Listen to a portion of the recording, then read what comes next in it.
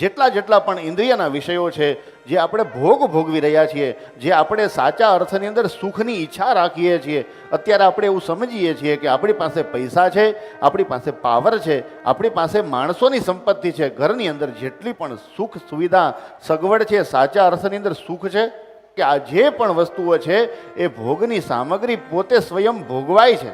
એ પોતે નથી ભોગવાતી, એ પોતે જે ભોગવવાવાળો વ્યક્તિ છે એ પોતે એને ભોગવે છે.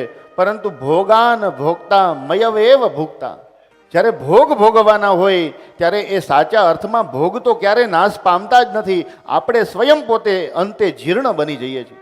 તપ કરવાનું છે, તપો ન તપતા વયમેવ તપતા.